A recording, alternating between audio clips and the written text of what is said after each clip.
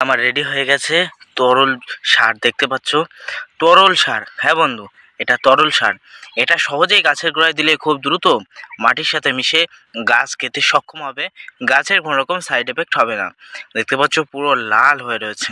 হ্যাঁ বন্ধু, এখানে রাসায়নিক সারের মিশ্রণ অবশ্যই আছে এবং সেই সঙ্গে সঙ্গে এর ভিতরে এমন কয়েকটা খাদ্য উপাদান রয়েছে যা গাছগুলি দ্রুত গতিবৃদ্ধি হয়ে গাছগুলিতে ফুল ফল দেবে। গাছের কোনো রকম রোগ ব্যাধি থাকবে না।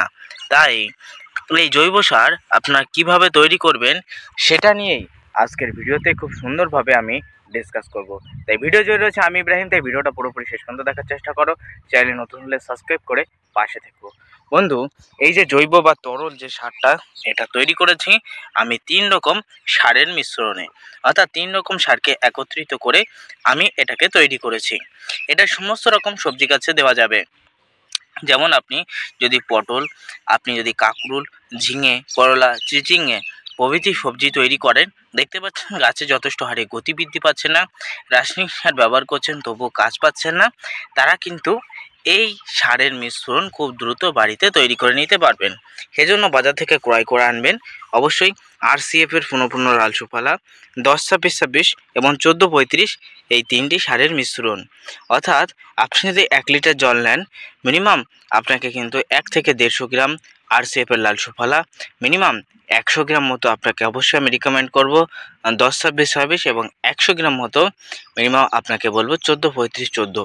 এই 300 গ্রাম সার আপনি 3 লিটার জল নেবেন। 1 লিটার জলে না, 3 লিটার জল কিন্তু একসাথে নিয়ে আপনি ভালোভাবে একদিন এই সারকে পচিয়ে রেখে দেবেন, অর্থাৎ ফেলে রেখে দেবেন।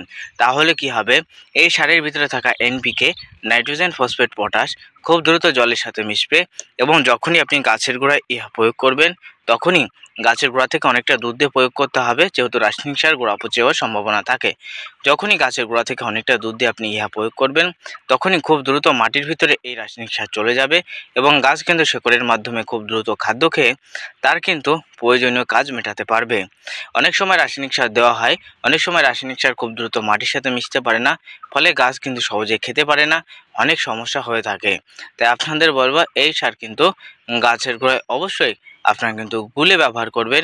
জমিতে যদি আপনার 5 কেজি রাসায়নিক সারের দরকার লাগে তখন কিন্তু মিনিমাম আপনার 2 থেকে 2.5 কেজি বা 3 কেজি সারে কাজ মিটে যাবে। তাই যে সমস্ত সবজি গাছের গাছগুলি ছোট অবস্থায় আছে, গাছগুলি বড় হয়ে গেছে, গাছে ফুল ফল নেই, তারা খুব দ্রুত এই 3টে রাসায়নিক সার একসাথে নিয়ে এসে অবশ্যই জলে গুলে রাখবেন। যারা 10 লিটার জল করবেন তারা মিনিমাম এক এক অর্থাৎ 10 লিটার যদি জল করেন তাহলে 10 লিটার জলে মিনিমাম 3 কেজি, 2.5 থেকে 3 কেজি রাসায়নিক সার ভাগ ভাগ করে একসাথে মিশ্রিত করে প্রয়োগ করে দেবেন। তাতে বন্ধু দেখবেন আপনার গাছগুলি খুব দ্রুত বৃদ্ধি পাবে, গাছে ফল ফুল পাবে এবং অতিরিক্ত হারে কিন্তু আপনি ফল ফুল বাজারে বিক্রি করতে পারবেন। তাই আমাদের কিন্তু এই জৈব তরল সার খুব দ্রুত তৈরি করতে হবে। চলুন এবার এই জৈব তরল সার আমি গাছের গোড়ায় প্রয়োগ করে দেখাই। এই যে একটা লঙ্কা গাছ দেখতে পাচ্ছ আমার আলির ধারে রয়েছে, দেখতে পাচ্ছ গাছের গতি প্রচুর হারে কিন্তু রয়েছে। যে সমস্ত চাষিরা কাকুল চাষ করেছে, এরকম কাকুল গোড়ায় থেকে অনেকটা দুধ দিয়ে অবশ্যই প্রয়োগ করবে। রাসায়নিক সারের মতো জলগুলি স্প্রে করতে পারো বা তুমি বাটিতে বা মগে করে করেও কিন্তু গাছের গোড়ায় ঢালতে পারো। আমি মগে করে করে গাছের গোড়ায় ঢালবো, এই জন্য তোমরা দেখতে থাকো। এই যে গোড়া থেকে অনেকটা দুধ দিয়ে আমি এখানে দিয়ে দিচ্ছি। সহজেই আমার মাটির সাথে মিশ্রিত হয়ে যাবে এই রাসায়নিক সার এবং সহজেই মাটির সাথে মিশ্রিত হয়ে গেলে গাছ কিন্তু এটা খেতে খুব দ্রুত সক্ষম হবে। তাই কিন্তু আমি ইহা আজ থেকেই প্রয়োগ করা শুরু করছি। এর আগেও প্রয়োগ করেছিলাম চিচিঙে গাছে, ব্যাপক হারে রেজাল্ট হয়েছিলাম। তাই আজ থেকে আমি কিন্তু এই খাদ্যগুলি প্রয়োগ করছি। যাদের গাছের গোড়ায় রস নেই তারাও কিন্তু দিতে পারেন, কারণ যেহেতু জলে গুলে দেওয়া হচ্ছে সেহেতু খুব দ্রুত কিন্তু গাছ কিন্তু খেতে পারবে।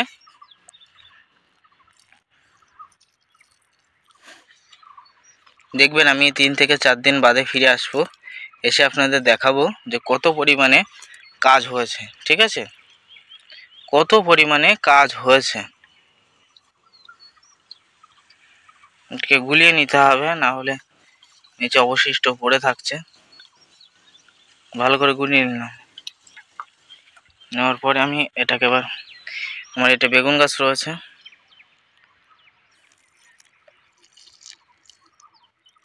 অল্প পরিমাণে দিলেই কাজ চলে যাবে। বেশি না, অল্প পরিমাণে দিলেই কাজ হয়ে যাবে। অল্প অল্প করে দিতে হবে। কমে আসছে সার।